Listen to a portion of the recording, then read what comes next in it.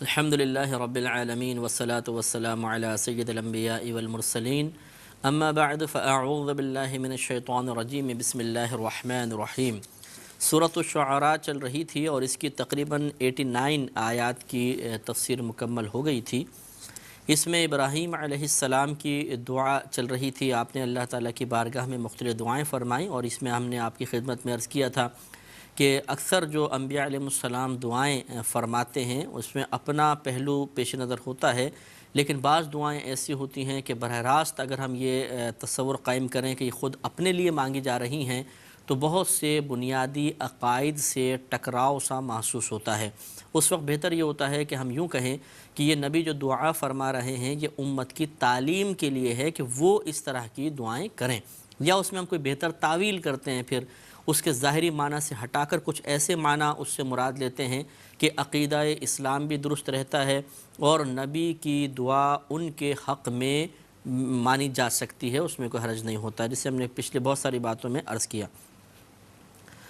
اب آگے اللہ تبارک و تعالی نے ارشاد فرمایا، ایک مستقبل کی خبر عنایت فرمائی۔ ارشاد ہوتا ہے کہ وَأُزْلِفَتِ الْجَنَّةُ لِلْمُتَّقِينَ، یعنی برود قیامت کے دن قریب لائی جائے گی جنت پرہیزگاروں کے، جنت کو پرہیزگاروں کے قریب لایا جائے گا۔ قریب لانے سے مراد وہ اس کو دیکھ لیں گے، ایسا نہیں ہے کہ وہ چل کر آگے آ جائے گی یا یہ لوگ زیارت کے لیے جائیں گے وہاں پہ باقاعدہ، بلکہ اللہ تبارک و تعالی جنت کو منکشف فرما دے گا، سب لوگ اس کو ملاحظہ کریں گے۔ وَبُرِّزَتِ الْجَحِيمُ لِلْغَاوِينَ، اور ظاہر کر دی جائے گی جہنم گمراہوں کے لیے، گمراہ جہنم کو دیکھیں گے، انہیں وہ نظر آئے گی، اور نیکوں کو جنت دکھائی جائے گی۔ لیکن ایسا نہیں ہے کہ گمراہ جنت کو نہیں دیکھ سکتے اور جو نیک ہیں وہ جہنم کو نہیں دیکھ سکتے، مطلب ان کو بطور انعام اور انہیں بطور سزا دکھائی جائے گی کہ دیکھو یہ جہنم ہے، انہیں دکھایا جائے گا یہ جنت ہے، یہ تمہارا ٹھکانہ ہے، یہ تمہارا ٹھکانہ ہے۔ تو اس سے جنتیوں کو بہت زیادہ خوشی محسوس ہوگی، اور جو دوزخی ہوں گے وہ بہت زیادہ غم میں مبتلا ہو جائیں گے۔ اور پھر خوشی اور حسرت کو بڑھانے کے لیے مخالف چیزیں دکھائی جائیں گی۔ جنتیوں کی خوشی بڑھانے کے لیے جہنم دکھائی جائے گی اور کہا جائے گا کہ دیکھو اگر تم نیک اعمال نہ کرتے تو یہ تمہارا ٹھکانہ ہوتا۔ اس وقت ان کی خوشی میں بہت زیادہ اضافہ ہو جائے گا۔ اور کفار کی حسرت کو بڑھانے کے لیے جنت دکھائی جائے گی اور کہا جائے گا کہ اب تم اس سے محروم ہو، اب تم ہمیشہ ہمیشہ جہنم میں رہو گے۔ تو یہ احساس محرومی انہیں شدید اذیت اور تکلیف میں مبتلا کر دے گا۔ وَقِيلَ لَهُمْ، اور ان کفار سے کہا جائے گا اَيْنَمَا كُنْتُمْ تَعْبُدُونَ، کہ وہ کہاں گئے جن کو تم پوچھتے تھے، یعنی جن کو تم اپنا مددگار سمجھتے تھے، جن سے تم منتیں مانتے تھے، جن کے تم سامنے اعتکاف کر کے دھرنا دے کے بیٹھ جایا کرتے تھے، مراقبے کیا کرتے تھے، آنکھیں بند کر کے بیٹھے ہوتے تھے، آج وہ کہاں ہیں بتاؤ؟ اب ان سے نفع مانگو، ان سے تم مدد طلب کرو۔ من دون اللہ، اللہ تعالیٰ کے علاوہ، یعنی بہت سے ایسے تھے جو اللہ تعالیٰ کی بھی عبادت کرتے تھے مختلف انداز سے، لیکن بتوں کو بھی پوجتے تھے۔ تو اللہ تعالیٰ کے علاوہ جن کو تم پوجا کرتے تھے انہیں آج تم لے کر آؤ، وہ کہاں ہیں بتاؤ؟ تمہارے مددگار کے طور پہ کیوں نہیں آئے؟ هل ينصرونکم، کیا وہ تمہاری مدد کریں گے؟ او ینتصرون، یا تمہاری طرف سے بدلہ لیں گے؟ آج کچھ بھی نہیں ہو سکتا۔ فَكُبْكِبُوا فِيهَا هُمْ وَالْغَاوُونَ، تو اوندھے جہنم میں ڈال دیے جائیں گے وہ اور سب کے سب گمراہ، سب کو اوندھے منہ جہنم میں ڈالا جائے گا، جس کی کیفیت حدیث میں بیان کی گئی کہ ان کو گھسیٹا جائے گا منہ کے بل، جیسے دونوں پاؤں پکڑ کے یوں کھینچا جائے کسی کو، اور اس کا منہ زمین پر ہو تو زمین پر گھسٹتا ہوا منہ آئے، تو کتنی رگڑ کھائے گا، کتنی کھال چھل جائے گی، خون رسے گا، اور یہ انتہائی ذلت کا مقام ہوگا کہ سب لوگ دیکھ رہے ہوں اور کسی کو پیر پکڑ کے اس طرح کھینچا جائے، اس کا منہ زمین پر ہو، تو انتہائی ذلت کی بات ہے۔ یہ ذلت کفار کو برداشت کرنی پڑے گی۔ تو فَكُبْكِبُوا فِيهَا، تو اوندھے منہ ڈال دیا جائے گا انہیں اس جہنم میں، ہم انہیں، والغاوون، اور سب گمراہوں کو، وجنود ابلیس اجمعون، اور ابلیس کے تمام لشکروں کو، جتنی ابلیس یعنی جو بڑا شیطان اس کو ہم کہتے ہیں، جو اصل میں حضرت آدم علیہ السلام کو سجدہ کرنے کے سلسلے میں انکار کرنے کی وجہ سے کافر ہوا تھا، وہ اور اس کے تمام لشکر سے مراد تمام اس کی ذریت اولاد بھی ہو سکتی ہے، اور اس سے مراد وہ تمام کفار منافقین جو اس کی یا مشرکین جو اس کی عبادت کرتے رہے تھے یا اس کی باتوں پہ چلتے رہے تھے، اس کی بات مان کر کفر پر مصر رہے تھے، وہ سب کے سب جہنم میں ڈال دیے جائیں گے۔ قالو، یہ وہاں پر اب یہ اندر جب چلے جائیں گے تو پھر یہ آپس میں بولیں گے، وہم فیہا یختصمون، اس حال میں کہ یہ کفار اس جہنم میں جھگڑ رہے ہوں گے، یعنی جھگڑا کرتے ہوئے اب یہ جہنم میں ڈال دے گا، اب آپس میں جھگڑا کریں گے اور بلند آواز سے چلائیں گے، چیخیں گے، تاللہ ان کننا لفی ضلال مبین، خدا کی قسم بے شک ہم کھلی گمراہی میں تھے، یعنی اس دنیا کے اندر ہم بہت واضح گمراہی کے اندر تھے، کیوں ہمیں سمجھ میں نہیں آیا ایک واضح سی بات کہ ایک ایسی چیز کہ جس کو ہم نے خود اپنے ہاتھوں سے بنایا، خود ہم اسے بگاڑ بھی دیتے تھے، سنوار دیتے تھے، جو مکھی بھی نہیں اڑا سکتا تھا، ہمیں نفع نہیں پہنچاتا تھا، ضرر نہیں پہنچاتا تھا، ہماری عقلوں کو کیا ہو گیا تھا، ہم نے کیوں یہ نہیں جانا کہ اس کی عبادت بہتر نہیں بلکہ اس ذات کی بہتر ہے جو تمام عالم میں تصرف فرما رہی ہے، ہمیں سمجھایا گیا، ہم نے نہ مانا، اب یہ جہنم میں جا کر پچھتائیں گے اور آپس میں اس طرح جھگڑ کر کہہ رہے ہوں گے، اذ نصویکم برب العالمین، جب کہ تمہیں رب العالمین کے برابر ٹھہراتے تھے، یعنی اب یہ اندر چلے جائیں گے تو اب یہ بت بھی جہنم میں ڈالے جائیں گے، یاد رکھیے، تو پھر یہ جا کے کفار کہیں گے کہ بہت ہم کھلی گمراہی میں تھے جب کہ ہم تمہیں اللہ تعالیٰ کے برابر ٹھہرا دیا کرتے تھے، وما اضلنا الا المجرمون، اور ہمیں تو صرف مجرمین نے بہکا دیا تھا، گمراہ کر دیا تھا۔ تو مجرم سے مراد یہاں پر وہ رہنما ہیں جو لوگوں کو غلط طرف لے کر جاتے ہیں، جو بھی مطلب اسلام کے علاوہ لوگ ہیں جو کافر ہیں، ان کے جو بڑے، یقینی سی بات ہے کہ وہی جو عوام ہے، عوام کو اتنا گہری سوچ حاصل نہیں ہوتی ہے کہ وہ شعور حاصل کر سکیں کیا حق ہے کیا باطل ہے، تو عموماً ہر جگہ ایسا ہی ہوتا ہے کہ کچھ جو مذہبی علامت ہوتی ہیں لوگ ان کے پاس پہنچتے ہیں اور ان سے پوچھا جاتا ہے کہ آپ بتائیے کہ حق کیا ہے، سچ کیا ہے، تو جو اب جس کی آپ اتباع کر رہے ہیں، جیسا اس کا ذہن ہوگا، جو عقائد ہوں گے، جو نظریات ہیں، جن خیالات کا وہ حامل ہے، لازم بات ہے کہ وہی عقیدے وہ بیان کرے گا، وہی خیالات آپ کو دے گا، وہی سوچ اور فکر آپ کو دے گا، تو یہ لوگ پھر گمراہ کر دیا کرتے تھے، یہ اپنے لوگوں کو اس انداز سے بیان کرتے تھے کہ ہم ہی حق پر ہیں، سچ پر ہیں، مذہب اسلام حق سچ پر نہیں ہے، تو پھر اس کی وجہ سے یہ لوگ گمراہی پر قائم رہے، عوام جو ہوتی ہے جو بیچارے اتنی وسیع سوچ نہیں رکھتی ہے، لیکن وہاں جا کر جہنم میں جا کر جب عذاب کا سامنا کریں گے تو انہیں سب سمجھ میں آ جائے گا، اب شعور بیدار ہو جائے گا، اب سوچ بھی کام کرے گی، فکر کام دے گی، ذہن کام کرنا شروع ہو جائے گا، کیونکہ اب سب حالات دیکھ لیں گے، اب دودھ کو دودھ، پانی کا پانی ہو جائے گا، کیا سچ ہے کیا جھوٹ ہے سب منکشف ہو جائے گا، لہٰذا یہ برملا کہیں گے وما اضلنا الا المجرمون، اور ہمیں تو صرف مجرمین نے بہکا دیا تھا، اور پھر حسرت کے ساتھ یہ کہیں گے کہ فما لنا من شافعین، تو اب ہمارے لیے کوئی بھی سفارش نہیں ہے، سفارشی نہیں ہے، کوئی سفارش کرنے والوں میں سے ہمارے لیے نہیں ہے، اب ان کو حسرت اس لیے بھی ہوگی کہ یہ دیکھیں گے کہ ہمارے نبی کریم صلی اللہ علیہ وسلم، پھر انبیاء علیہ السلام، صحابہ کرام، اولیاء اعظام، پھر علماء، فقہاء، مفتیان اعظام، مشائخ حضرات، حتیٰ کہ عام مسلمان بھی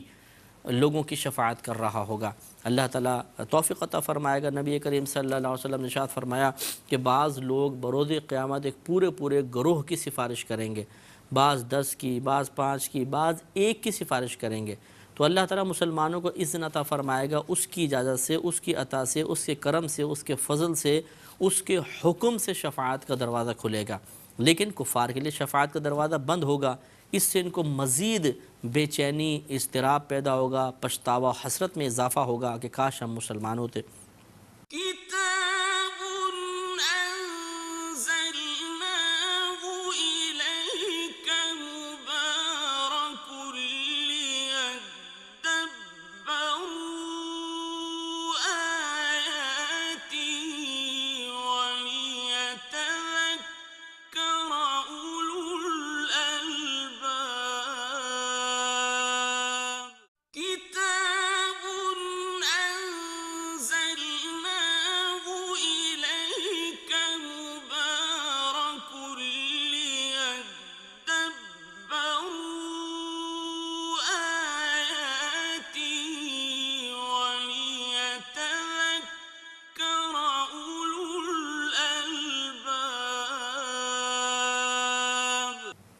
تو یہ کہیں گے کہ فما لنا من شافعین، تو نہیں ہے ہمارے لیے سفارش کرنے والوں میں سے کوئی، ولا صدیق حمیم، اور نہ کوئی گہرا دوست، کوئی ایسا گہرا دوست نہیں جو ہماری سفارش کر سکے، کیونکہ بروز قیامت دوست کو دوست کی شفاعت کا بھی حکم دیا جائے گا۔ نیک دوست اپنے گناہگار دوست کی شفاعت کر کے اسے جنت میں لے کر جائے گا۔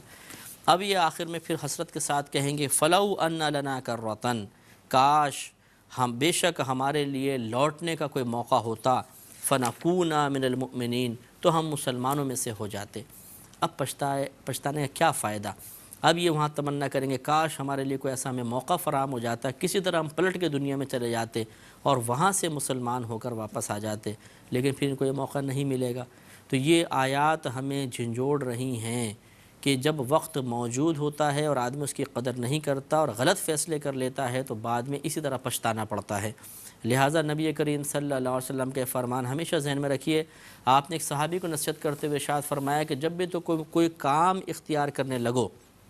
تو پہلے اس کے انجام پر غور کر لو، اس کا اختتام کیا ہوگا، انجام کیا ہوگا۔ اگر اچھا ہو تو کر گزرو، اگر برا ہو تو اس کام سے رک جاؤ۔ تو ہر چیز کے اندر آپ غور کر لیں۔ کاروبار میں کوئی آپ کسی سے رشتہ داری قائم کرنے لگے ہیں، دوستی قائم کرنے لگے ہیں، کچھ دیکھنے لگے ہیں، کچھ بولنے لگے ہیں، کچھ سوچنے لگے ہیں، کچھ آپ کسی جگہ جانے لگے ہیں، کوئی کسی چیز کو اپنے دسترس میں لینے لگے ہیں، ہر چیز کے بارے میں ذہن بنانا چاہیے کہ اس کے بعد کیا ہوگا۔ مثلا آپ کسی کو موبائل پہ میسیج کر رہے ہیں، کون سا میسیج کر رہے ہیں، یہ وہاں پہنچے گا اور کیا نتیجہ برآمد ہوگا، اس پر اگر غور کر لیں تو یقینی سی بات ہے کہ بچ سکتے ہیں، بہت سی غلط کاموں سے بچ سکتے ہیں۔ جیسے ہمارے بعض بھائی بیچارے نادانی کے اندر میسیج کرتے ہیں اور کہتے ہیں کہ یہ میسیج اگر آپ نے آگے فارورڈ نہیں کیا تو آپ کو 7 دن کے اندر اندر کوئی تکلیف غم پہنچ جائے گا، اور اگر آپ کر دیں گے تو آپ کو کوئی خوشی ملے گی۔ اب یہ مستقبل کے بارے میں اس طرح کنفرم خبر دینا یہ صرف نبی کی طرف سے ہو سکتا ہے، اور آپ نبی نہیں ہیں، لہذا اس طرح کی خبر دینا یہ گناہ ہے۔ اپنے مسلمان بھائی کو تشویش میں، عذاب میں، اذیت میں مبتلا کرنا ناجائز حرام ہے۔ تو اگر یہ غور کر لیتے کہ میں میسیج بھیجنے کے بعد کتنے بڑے گناہ جاریہ کا سبب بن سکتا ہوں کہ آپ اس کو بھیجیں گے، وہ آگے فارورڈ کرے گا، وہ 10 کو فارورڈ کرے گا، وہ آگے بھیجیں گے، سب کے گناہوں کا جو سلسلہ ہے یا گناہوں کا وبال جو ہے وہ اس شخص پر پہنچے گا جس کے مکروہ ذہن کے اندر یہ مکروہ آئیڈیا آیا اور اس نے اس پر عمل کیا، تو اس تمام کا وبال اس شخص کے اوپر۔ تو یہ دیکھیں حدیث کتنی بہترین ہے کہ اگر وہ پہلے غور کر لیتا کہ میں جائز کر رہا ہوں، ناجائز کر رہا ہوں، اس کے کیا نتائج مرتب ہوں گے، اور پھر وہ اس کام سے رک جاتا تو کتنا اچھا تھا۔ لیکن جہالت نادانی میں کر گیا، اب کسی کو اگر پتہ چلے کہ میں ایسا کر چکا ہوں تو پچھتاوا اور حسرت یہ ہے کہ اس کے لیے عظیم الشان گناہ جاریہ ہو گیا، بہت بڑا گناہ جاریہ ہو گیا ہے۔ بہرحال اب بھی اگر توبہ کر لے تو باقی لوگوں کا وبال اس پر انشاءاللہ نہیں ہوگا۔ اگر ایک کامل توبہ کر لے اور جہاں جہاں اس نے فارورڈ کیے تھے وہ میسیجز یا جس کو بھیجے تھے اگر یاد ہے تو ان سے پھر معافی طلب کر لے، ان کو منع کرنے کی کوشش کرے کہ اب آپ ایسا نہ کریں، تو انشاءاللہ بری ذمہ ہو جائے گا۔ لیکن بہرحال تو ایک ضمناً بات آ گئی، تو ہر چیز میں دوستی کرتے ہوئے، دوستی توڑتے ہوئے، رشتہ داری کرتے ہوئے، رشتہ داری توڑتے ہوئے، کوئی منصب حاصل کرتے ہوئے، منصب کو چھوڑتے ہوئے، ہر جگہ ہمیں غور و تفکر کی عادت ڈالنی چاہیے۔ یہ کفار آج سوچ سمجھے انہوں نے نہیں، ان کی ایک ہی دلیل تھی کہ ہمارے آباء و اجداد ایسا کرتے ہوئے آئے ہیں، بس یہ سوچ کے یہ کرتے رہے، خود نہیں سوچا، محاسبہ نہیں کیا، خود اپنی کوئی پختہ سوچ نہیں بنائی، لہٰذا اب یہ پھر جہنم میں آ کر پچھتائیں گے۔ اللہ نے آگے ارشاد فرمایا ان فی ذلک لآیہ، بے شک اس میں ضرور نشانی ہے، ضرور ایک نصیحت کی بات ہے، اس پہ غور و تفکر کریں۔ لہٰذا اس میں یہی ہمارے لیے نشانی، بہت بڑی نشانی ہے، اور بھی ہزاروں ہیں، یہ بہت بڑی نشانی جس کی تفصیل میں کچھ آپ کی خدمت میں عرض کر چکا ہوں کہ ان کفار کے برے انجام سے عبرت حاصل کرنی چاہیے، اور مسلمان کو اپنے مسلمان ہونے پر بہت شکر ادا کرنا چاہیے، فخر کرنا چاہیے، اللہ تعالیٰ کی اس کو بہت بڑی عنایت، بہت بڑا انعام تصور کرنا چاہیے کہ اللہ نے ہمیں مسلمان بنایا، ورنہ ان کفار کی طرح اگر ہم کفر پر معاذ اللہ مصر رہتے، کافر گھر میں پیدا ہو جاتے، کافر ہی رہتے، اور اسی حالت میں ہمارا انتقال ہو جاتا تو ان پچھتانے والوں میں پھر ہم بھی شامل ہوتے۔ یہ اللہ کا کرم ہے کہ ایک مسلمان گھرانے میں بغیر ہمارے طلب کیے اس نے ہمیں پیدا کر کے اس پچھتاوے سے بچا لیا، کتنا بڑا اللہ کا کرم ہے۔ اور دیگر جو مطلب مذاہب سے تعلق رکھنے والے انہیں قرآن پر غور کرنا چاہیے، قرآن کو بار بار پڑھنا چاہیے، یا تو اسے غلط ثابت کر دیں، اگر غلط ثابت نہیں کر سکتے اور انشاءاللہ قیامت تک نہیں کر سکتے تو اس کی حق باتوں کو پھر قبول کرنا چاہیے، اسی میں فائدہ ہے، اسی میں بھلا ہے۔ ہم جو یہ باتیں بیان کرتے ہیں، قرآن کی وضاحت کرتے ہیں، کسی پہ تنقید کرنا مقصود نہیں ہوتا، کسی کی تحقیر بیان کرنا مقصود نہیں، کسی کو برا بھلا کہنا ہمارا مقصد نہیں ہے، بلکہ ایک اچھی بات سمجھانا، ایک حق دکھانا، اخروی برے انجام سے ڈرانا اور ایک بہت بڑے فائدے کی طرف بلانا مقصود ہوتا ہے۔ ان اچھے مقاصد کو سامنے رکھ کر ہی تفسیر کی جاتی ہے۔ لہذا کسی بات کو سن کر اگر دل آزاری محسوس ہو، کوئی برا محسوس ہونے لگے تو اس کو نظر انداز کرنا چاہیے اور یہ غور کرنا چاہیے سامنے والا کیا کہہ رہا ہے، کس جذبے کے تحت کہہ رہا ہے، اور اس کے اس کہنے میں اس بات کے پیچھے کون کون سے مقاصد پوشیدہ ہیں، وہ کس وجہ سے ہمیں اتنے پیار سے محبت سے سمجھا رہا ہے۔ تو ان باتوں پہ غور کریں گے، اور پھر یہ جو کفار کا انجام بیان ہوا اس پر بھی غور کریں گے تو پھر معلوم ہو جائے گا کہ کوئی ہمارے سے بہت زیادہ محبت کرتا ہے، ہمارا ہمدرد ہے، غم گسار ہے، وہ نہیں چاہتا کہ آپ کسی پچھتاوے میں گرفتار ہوں اور غفلت میں زندگی گزار کے آخرت میں پھر پچھتاتے نظر آئیں۔ لہٰذا اچھا جو مخلص شخص ہوتا ہے، کوئی اچھا دوست ہوتا ہے، اچھا ناصح ہوتا ہے، نصیحت کرنے والا ہوتا ہے، اس کی قدر کرنی چاہیے، نہ کہ اس کو کوئی برا بھلا کہیں۔ تو اللہ نے یہ بیان فرمایا ان فی ذالک لآیا، بے شک اس میں ضرور ایک نشانی ہے۔ ایسا نہیں کہ ان باتوں کو سن کر غصے میں آ جائیں، سیخ پا ہو جائیں، اس کو چھوڑ دیں، بلکہ اس میں مقام غور ہے، مقام تفکر ہے، یہ کہ ہم اس پہ غور کریں کہ یہ کون کہہ رہا ہے، اللہ تعالیٰ کہہ رہا ہے، کیا کہہ رہا ہے، اس پر جب غور کریں گے تو انشاءاللہ دل ڈرے گا اور انسان حق کی طرف آئے گا، باطل سے بچے گا۔ آگے ارشاد فرمایا وما کان اکثرهم مؤمنین، اور ان میں سے یعنی ابراہیم علیہ السلام کی قوم میں سے اکثر لوگ مومن نہیں تھے۔ وَإِنَّ رَبَّكَ لَهُوَ الْعَزِيزُ الرَّحِيمُ، اور بے شک تیرا رب ضرور وہ غالب ہے، رحم فرمانے والا ہے۔ اب اس کے بعد نوح علیہ السلام کا تذکرہ شروع ہوا، پہلے موسیٰ علیہ السلام کا، پھر ابراہیم علیہ السلام کا، اب نوح علیہ السلام کا۔ لہذا ارشاد فرمایا کذبت قوم نوح المرسلین، نوح علیہ السلام کی قوم نے رسولوں کو جھٹلایا۔ حالانکہ نوح علیہ السلام کی قوم میں صرف نوح علیہ السلام مبعوث فرمائے گئے، تو رسولوں کو جمع کا لفظ کیوں لائے گئے؟ تو اس کی مفسرین نے یہ سبب بیان کیا کہ ایک نبی کی تکذیب اصل میں تمام نبیوں کی تکذیب ہے، کیونکہ ہر نبی جو پیغام لاتا ہے وہی پیغام دیگر نبی بھی لائے، تو ایک نبی کا انکار تمام نبیوں کا انکار ہے۔ اس پہ کلام جاری رہے گا۔ وآخر دعوانا ان الحمد للہ رب العالمین۔